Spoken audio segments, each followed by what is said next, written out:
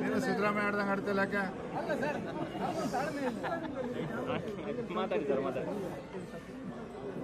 September 17ನೇ ತಾರೀಕಿನಿಂದ October 2ರವರೆಗೆ ಈ ದೇಶಾದ್ಯಂತ ಸನ್ಮಾನ್ಯ ಪ್ರಧಾನಮಂತ್ರಿಗಳ ಕರೆ ಮೇರೆಗೆ ಸ್ವಚ್ಛ ಭಾರತ ಪಾಕ್ಷಿಕವನ್ನು ನಾವು ಮಾಡ್ತಾ ಇದ್ದೇವೆ. 10 ವರ್ಷಗಳ ಹಿಂದೆ ಸನ್ಮಾನ್ಯ ಪ್ರಧಾನಮಂತ್ರಿಗಳು ನರೇಂದ್ರ ಮೋದಿಯವರು ಸ್ವಚ್ಛ ಭಾರತ ಅಭಿಯಾನಕ್ಕೆ ಕರೆ ಕೊಟ್ಟರು. ಇದು ಒಂದು ಜನಾಂದೋಲನ ಆಗಬೇಕು, ಜನ ಭಾಗಿದಾರಿ ಇರಬೇಕು, ಜನರ ಪಾರ್ಟಿಸಿಪೇಷನ್ ಇರಬೇಕು. ಇದರ ಪರಿಣಾಮವೂ ಸಾಕಷ್ಟು ಆಗಿದೆ. ಸಾಕಷ್ಟು ಜನ ಸ್ವಚ್ಛತೆ ವಿಷಯದಲ್ಲಿ ಬಹುದೊಡ್ಡ ಜಾಗೃತಿಯನ್ನು ಉಂಟು ಮಾಡುವ ಪ್ರಯತ್ನವನ್ನು ಮಾಡಿದ್ದಾರೆ. ದೇಶದ ಅನೇಕ ಸೆಲೆಬ್ರಿಟಿಗಳು ಸಹಿತ ಅನೇಕ ಬಾರಿ ಕೈಯಲ್ಲಿ ಹೊರಕೆಯನ್ನು ಹಿಡಿದು ಅರ್ಥಾತ್ ಜಾಡು ಹಿಡಿದು ಸ್ವಚ್ಛ ಮಾಡುವಂಥ ಪ್ರಕ್ರಿಯೆಯಲ್ಲೂ ದೇಶದ ಅತ್ಯಂತ ಶ್ರೀಮಂತನಿಂದ ಹಿಡ್ಕೊಂಡು ಸೆಲೆಬ್ರಿಟಿಯಿಂದ ಹಿಡ್ಕೊಂಡು ಸಾಮಾನ್ಯ ಜನರವರೆಗೆ ಇದರಲ್ಲಿ ಪಾಲ್ಗೊಂಡಿದ್ದಾರೆ. ಮಹಾತ್ಮ ಗಾಂಧಿಯವರು ಸ್ವತಂತ್ರ ಹೋರಾಟದ ಸಂದರ್ಭದಲ್ಲಿ ಪ್ರತಿಯೊಂದು ಹೋರಾಟವನ್ನು ಜನಾಂದೋಲನವನ್ನಾಗಿ ಪರಿವರ್ತಿಸಿದ್ರು. ಆ ರೀತಿ ಇದನ್ನು ಜನಾಂದೋಲನ ಮಾಡುವಂಥ ಒಂದು ಪ್ರಯತ್ನವನ್ನು ಪ್ರಧಾನಮಂತ್ರಿಗಳು ನೇತೃತ್ವದಲ್ಲಿ ಆಗಿದೆ. ಜನ ಸ್ಪಂದಿಸಿದ್ದಾರೆ. ಆದರೆ ಆಗೋದು ಬಹಳ ಬಾಕಿ ಇದೆ. ಇನ್ನು so much has happened and so much is to be done. ಆ ಹಿನ್ನೆಲೆಯಲ್ಲಿ ಪ್ರತಿ ವರ್ಷ ಸೆಪ್ಟೆಂಬರ್ 17ರಿಂದ ಅಕ್ಟೋಬರ್ 2ರವರೆಗೆ ಎಲ್ಲ ಕಡೆ ಸ್ವಚ್ಛ ಭಾರತ ಪಾಕ್ಷಿಕ ನಡೀತದೆ. ಅದರಲ್ಲಿ ಸರ್ಕಾರಿ ಕಚೇರಿಗಳು ಹೋದ್ಸರ್ತೆ ಉದಾಹರಣೆಗೆ ನನ್ನ ಹಳೆಯ ಖಾತೆಯಲ್ಲಿ ಸುಮಾರು 6 ಕೋಟಿ ರೂಪಾಯಿದಷ್ಟು ಈ ಸ್ಕ್ರ್ಯಾಪು ನಾವು ಮಾರಾಟ ಮಾಡಿದ್ವಿ ಬೇರೆ ಬೇರೆ ಕಡೆ. ಇಡೀ ದೇಶಾದ್ಯಂತ ನಮ್ಮ ಎಲ್ಲೆಲ್ಲಿ ಕಚೇರಿಗಳಿದ್ದಾವೆ. ದೊಡ್ಡ ಪ್ರಮಾಣದಲ್ಲಿ ನಮಗೆ ಸ್ಪೇಸ್ ಲಭ್ಯ ಆಗಿತ್ತು.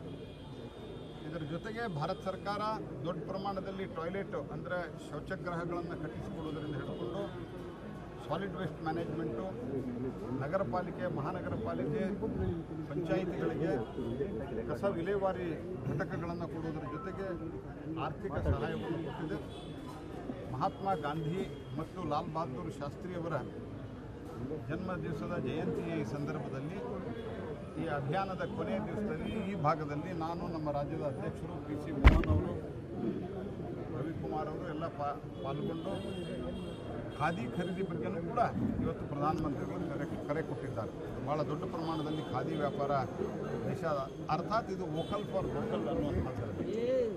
ಖಾದಿ ಭಂಡಾರದಲ್ಲಿ ಏನಾದರೂ ಒಂದು ಖರೀದಿ ಮಾಡಬೇಕು ಮತ್ತು ಸ್ಥಳೀಯವಾದಂಥ ಇಂಡಸ್ಟ್ರಿಗಳಿಗೆ, ಗುಡಿ ಕೈಗಾರಿಕೆಗಳಿಗೆ, ಮನೆ ಗೃಹ ಕೈಗಾರಿಕೆಗಳಿಗೆ, ಸಣ್ಣ ಕೈಗಾರಿಕೆಗಳಿಗೆ ಉತ್ತೇಜನವನ್ನು ಕೊಡಬೇಕು ಅನ್ನುವಂಥ ದೃಷ್ಟಿಯಿಂದ 3-4 ಕಾರ್ಯಕ್ರಮಗಳನ್ನು ಹಾಕ್ಕೊಂಡು ನಾವು ಕೆಲಸವನ್ನು ಮಾಡ್ತಾಯಿದ್ದೇವೆ. ಅದರ ಪರಿಣಾಮವಾಗಿ ನಮ್ಮ ರಾಜ್ಯ ಅಧ್ಯಕ್ಷರ ನೇತೃತ್ವದಲ್ಲಿ ಭಾರತೀಯ ಜನತಾ ಪಾರ್ಟಿ ಇಲ್ಲಿ ಕಾರ್ಯಕ್ರಮವನ್ನು ನಡೆಸಿದೆ. ಇಡೀ ದೇಶಾದ್ಯಂತ ನಡೆದಿದೆ ಮತ್ತು ಸರ್ಕಾರದಿಂದನೂ ಕೂಡ ಬೇರೆ ಬೇರೆ ಕಾರ್ಯಕ್ರಮಗಳು ನಡೀತಾ ಇದ್ದಾವೆ. ಇದರ ಮುಂದೆ ನಾನು ಸರ್ಕಾರ, ಕೇಂದ್ರ ಸರ್ಕಾರದ ಕರೆ ಮೇರೆಗೆ ರಾಜ್ಯ ಸರ್ಕಾರವೂ ಇಲ್ಲಿ ಕಾರ್ಯಕ್ರಮಗಳನ್ನು ಏರ್ಪಡಿಸಿದ್ದಾರೆ. ಅಲ್ಲಿ ಕೂಡ ಹೋಗ್ತಾ ಇದ್ದಾರೆ.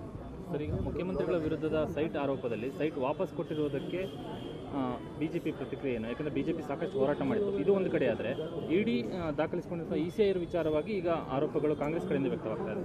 ನೋಡಿ, ಇಡಿ ಮೊದಲನೇದಾಗಿ ನಿನ್ನೆ ಸಿದ್ದರಾಮಯ್ಯನವರ ಹೇಳಿಕೆಯನ್ನು ನಾನು ನೋಡ್ತಾ ಇದ್ದೆ.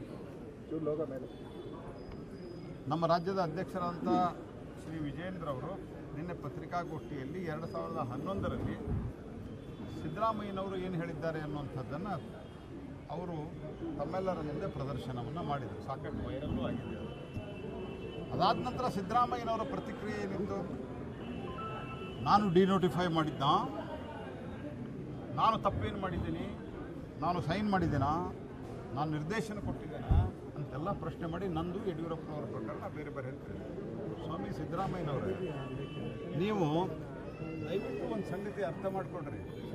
ನಿಮ್ಮ ಬಗ್ಗೆ ಕೋರ್ಟ್ ಏನು ಹೇಳಿದೆ ಅಂತ ಹೇಳಿದ್ದು ಅದನ್ನು ನೋಡ್ರಿ. ನೀವು ಕೋರ್ಟ್ ಇಷ್ಟು ಕೆಟಗಾರಿಕಾಗಿ ಹೇಳಿದೆ. ನೀವು ಸತತವಾಗಿ ಒಂದಿಲ್ಲ ಒಂದು ಸ್ಥಾನದಲ್ಲಿ ಇರಲಿಲ್ಲ ಅಂದರೆ 2004ರಿಂದ ಈಚೆಗೆ ಇದು ಇನ್ಯಾರಿಗೂ ಸಾಮಾನ್ಯ ಮನುಷ್ಯನಿಗೆ ಮುಟ್ಲಿಕ್ಕೆ ಸಾಧ್ಯವೇ ಇಲ್ಲ.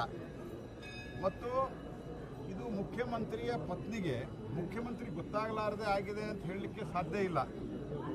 ಈ ರೀತಿಯಾದಂಥ ತೀವ್ರವಾದಂಥ ಒಂದು ರೀತಿಯಲ್ಲಿ ಅದನ್ನು ಮೂಡಾದವರು ಡಿನೋಟಿಫಿಕೇಶನ್ ಮಾಡೋದು, ನಿಮ್ಮ ಹೆಸರಲ್ಲಿ ಟ್ರಾನ್ಸ್ಫರ್ ಆಗೋದು, ಮತ್ತು ನೀವು ಅದಕ್ಕೆ 62 ಕೋಟಿ ರೂಪಾಯಿ ಅಂತ ಹೇಳೋದು, ಅದಾದ ನಂತರ ಯಾವುದೋ ಜಾಗ ತಗೊಂಡದ್ದು, ಎಲ್ಲಿಯೋ ನಿಮಗೆ ಕಾಂಪೆನ್ಸೇಟರಿ ಆಗಿ 14 ಸೈಟ್ಗಳನ್ನು ಕೊಟ್ಟದ್ದು, ಇದೆಲ್ಲ ನಾವು ವಿಜೇಂದ್ರ ಅವರು ಅಂದರೆ ಭಾರತೀಯ ಜನತಾ ಪಾರ್ಟಿಯವರು ಮೊದಲಿಂದ ಹೇಳ್ತಾ ಇದ್ವಿ. ಆದರೆ ಇದನ್ನು ಕೋರ್ಟು, ನೀವು ರಾಜ್ಯಪಾಲರ ಸ್ಯಾಂಕ್ಷನ್ ಕೊಟ್ಟ ನಂತರ ಕೋರ್ಟು ಬಹಳ ಸ್ಪಷ್ಟವಾಗಿ ನೀವು ಏನೇನು ಕರಾಮತ್ತು ಮಾಡಿದ್ದೀರಿ ಅಂತ ಕೋರ್ಟು ಎಲ್ಲವನ್ನೂ ದಾಖಲಿಸಿದೆ. ನೀವು ಸಂವಿಧಾನದ ಪ್ರತಿಯನ್ನು ತೆಗೆದುಕೊಂಡು ಓಡಾಡಿದ್ರಿ. ರಾಹುಲ್ ಗಾಂಧಿ ನೇತೃತ್ವದಲ್ಲಿ ಎಂದೂ ಸಂವಿಧಾನಕ್ಕೆ ಗೌರವ ಕೊಡಲಾರದವ್ರು ನೀವು. ಬಾಬಾ ಸಾಹೇಬ್ ಅಂಬೇಡ್ಕರ್ ಅವರಿಗೆ ಅಪಮಾನ ಮಾಡಿದಂಥವ್ರು ನೀವು. ಬಾಬಾ ಸಾಹೇಬ್ ಅಂಬೇಡ್ಕರನ್ನು ಸೋಲಿಸಿದಂಥವ್ರು ನೀವು. 2 ಬಾರಿ ನೆಹರು ಒಂದೇ ಎಲೆಕ್ಷನ್ದಲ್ಲಿ 2 ಬಾರಿ ಬಾಬಾ ಸಾಹೇಬ್ ಅಂಬೇಡ್ಕರ್ ವಿರುದ್ಧ ಪ್ರಚಾರಕ್ಕೆ ಹೋಗಿ ಸೋಲಿಸಿದಂಥವ್ರು ನೀವು. ಸಂವಿಧಾನ ಇಟ್ಕೊಂಡು ಓಡಾಡಿದ್ರಿ. ಇವತ್ತು ಸಂವಿಧಾನದ ಪ್ರಕಾರವಾಗಿ ನ್ಯಾಯಾಲಯ ಸ್ಪಷ್ಟವಾಗಿ ಹೇಳಿದೆ, ಇದರಲ್ಲಿ ಮುಖ್ಯಮಂತ್ರಿಯ ಪಾತ್ರವನ್ನು ನಾವು ಅಲ್ಲಗಳೆಯಲಿಕ್ಕೆ ಸಾಧ್ಯವಿಲ್ಲ, ಹಾಗಾಗಿ ತನಿಖೆ ಆಗಬೇಕಂತ. ಅದು ಹೇಳಿದ ನಂತರ ನಂದು ಯಡಿಯೂರಪ್ಪರ ಪ್ರಕರಣ ಬೇರೆ, ನಾನು ರಾಜೀನಾಮೆ ಕೊಡೋದಿಲ್ಲ ಅಂದರೆ ನೀವು ಬಂಡತನವನ್ನು ಪ್ರದರ್ಶನ ಮಾಡ್ತಾ ಇದ್ದೀರಿ. ಇದರಲ್ಲಿ ಕಾಂಗ್ರೆಸ್ ಹೈಕಮಾಂಡ್ಗೂ ನಮ್ಮದು ಪ್ರಶ್ನೆ ಇದೆ. ಕಾಂಗ್ರೆಸ್ ಹೈಕಮಾಂಡು ಅದು ಲೋ ಕಮಾಂಡ್ ಆಗಿದೆ. ಯಾಕಂದರೆ ಅವರು ಬೇಲ್ ಮೇಲಿದ್ದಾರೆ. ರಾಹುಲ್ ಗಾಂಧಿ, ಸೋನಿಯಾ ಗಾಂಧಿ, ಪ್ರಿಯಾಂಕಾ ಮತ್ತು ರಾಬರ್ಟ್ ವಾದ್ರಾ ಎಲ್ಲರೂ ಬೇಲ್ ಮೇಲಿದ್ದಾರೆ. ಹಾಗಾಗಿ ಬೇಲ್ ಮೇಲೆ ಅವರೇ ಆರ್ಥಿಕ ಅಪರಾಧದಲ್ಲಿ ಅತ್ಯಂತ ಪ್ರಖರವಾದಂಥ ಆರ್ಥಿಕ ಅಪರಾಧದಲ್ಲಿ, ಗಹನವಾದಂಥ ಆರ್ಥಿಕ ಅಪರಾಧದಲ್ಲಿ ಅವರು ಬೇಲ್ ಮೇಲಿರೋದ್ರಿಂದ ಇವತ್ತು ಸಿದ್ದರಾಮಯ್ಯನವ್ರ ಮೇಲೆ ಅವ್ರಿಗೆ ನೀವು ರಾಜೀನಾಮೆ ಕೊಡಿ ಅಂತ ಹೇಳೋಕ್ಕಾಗ್ತಾ ಇಲ್ಲ. ಯಾಕಂದರೆ ಅವ್ರು ನೆಕ್ಸ್ಟ್ ಕೇಳ್ತಾರೆ, ಸಿದ್ದರಾಮಯ್ಯನವರು ರಾಹುಲ್ ಗಾಂಧಿ ಅವರು ನೀವು ವಿರೋಧ ಪಕ್ಷದ ನಾಯಕರು ರಾಜೀನಾಮೆ ಕೊಡಿ ಅಂತ. ಹಾಗಾಗಿ ಕಾಂಗ್ರೆಸ್ ಪಾರ್ಟಿ ಸಂಪೂರ್ಣವಾದಂಥ ನೈತಿಕತೆಯನ್ನು ಕಳ್ಕೊಂಡ ಪರಿಣಾಮವಾಗಿ ಸಿದ್ದರಾಮಯ್ಯನವರು ಒಂದು ರೀತಿಯಲ್ಲಿ ಬಾಲನೇ ಅಲ್ಲಾಡಿಸ್ತಾ ಇದೆ ಅಂತ ಹೇಳ್ತಾರಲ್ಲ, ಆ ಸ್ಥಿತಿ ಇವತ್ತು ಆಗಿದೆ. ಹಾಗಾಗಿ ಈ ಸ್ಥಿತಿಯಲ್ಲಿ ಸಿದ್ದರಾಮಯ್ಯನವ್ರಿಗೆ ನಾನು ಸ್ಪಷ್ಟವಾಗಿ ಹೇಳಲಿಕ್ಕೆ ಬಯಸ್ತೀನಿ, ನಿಮಗೇನಾದರೂ ಮರ್ಯಾದೆ ಇದ್ದರೆ ಕೋರ್ಟಿನ ನೀವು ಅಬ್ಸರ್ವೇಷನನ್ನು ಗಮನಿಸಿ ರಾಜೀನಾಮೆ ಕೊಡ್ರಿ. ನಿಮ್ಮ ಪಾರ್ಟಿಯಲ್ಲಿ ನಿಮಗಷ್ಟು ಗೌರವ ಇದ್ದರೆ, ನಿಮ್ಮ ನೇತೃತ್ವಕ್ಕಷ್ಟು ಬೆಲೆ ಇದ್ದರೆ, ನಿಮ್ಮನ್ನು ನೀವು ಕ್ಲೀನಾಗಿ ಬಂದರೆ ನಿಮ್ಮನ್ನು ಮತ್ತೊಮ್ಮೆ ಮುಖ್ಯಮಂತ್ರಿ ಬೇಡ. ನಾನು ಇದನ್ನು ಸ್ಪಷ್ಟಪಡಿಸಿದ್ದೇನೆ. ಹಿಂದೆ ಯಾವುದೇ ಕಾರಣಕ್ಕೂ ಕಾಂಗ್ರೆಸ್ ಸರ್ಕಾರ ನಾವು ಕೆಡವಲಿಕ್ಕೆ ಹೊರಟಿಲ್ಲ. ನಮ್ಮ ಉದ್ದೇಶವೂ ಅದಲ್ಲ. ತಪ್ಪು ಮಾಡಿದವರು ರಾಜೀನಾಮೆ ಕೊಟ್ಟು ತನಿಖೆ ಎದುರಿಸಬೇಕು, ಇದು ನಮ್ಮ ಆಗ್ರಹ ಆಗಿದೆ. ಬೇರೆದವ್ರನ್ನ ಯಾರಾದರೂ ಮಾಡಿರಿ. ನೀವು ಬಾರಿ ಎಲ್ಲ OBCಗಳಿಗೆ ಹಿಂಗೆ ತೊಂದರೆ ಆಗಿತ್ತು. ದೇವರಾಜ್ ಅರಸಿಗೆ ತೊಂದರೆ ಕೊಟ್ಟವರು BJP ಅವರಲ್ಲ. ಅವತ್ತು ನರೇಂದ್ರ ಮೋದಿ ರಾಜಕಾರಣದಲ್ಲೇ ಇರಲಿಲ್ಲ.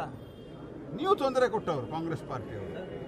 ಹಾಗಾಗಿ ನಾನು ಸ್ಪಷ್ಟವಾಗಿ ಹೇಳ್ತೀನಿ, ನೀವು ಸಿಕ್ಕಾಕೊಂಡಿದ್ರಿ, ರೆಡ್ ಹ್ಯಾಂಡ್ ಸಿಕ್ಕಾಕೊಂಡಿದ್ರಿ, ರಾಜೀನಾಮೆ ಕೊಡಿ. ಸರ್, ಯತ್ನಾಳ್ ಪಕ್ಷದ ನೀತಿ ನಿರೂಪಣೆ ವಿರುದ್ಧವಾಗಿ ಮಾತನಾಡ್ತಾರೆ. ನೋಡಿ, ಅದನ್ನು ನಾವು ಬಹಳ ಸರ್ತಿ ಹೇಳಿದ್ದೇನೆ.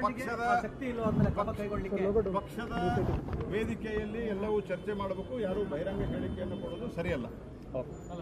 ಪದೇ ಅಂದ್ರೆ ಸಂಘ ಪರಿವಾರದ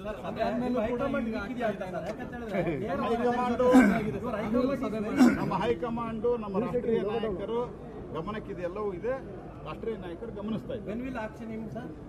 ರಾಷ್ಟ್ರೀಯ ನಾಯಕರು ಗಮನಿಸ್ತಾ ಇದ್ದಾರೆ. ಆಕ್ಷನ್ ಮಾಡಬೇಡ ನೀನು, ಆಕ್ಷನ್ ಅಷ್ಟೇ ಹೇಳು.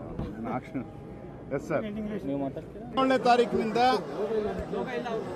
ಅಕ್ಟೋಬರ್ 2ರವರೆಗೆ ಇಡೀ ದೇಶಾದ್ಯಂತದ ಸ್ವಚ್ಛ ಭಾರತ ಅಭಿಯಾನ ಸರ್ಕಾರದ ಮಟ್ಟದಲ್ಲಿಯೂ ನಡೀತಾ ಇದೆ.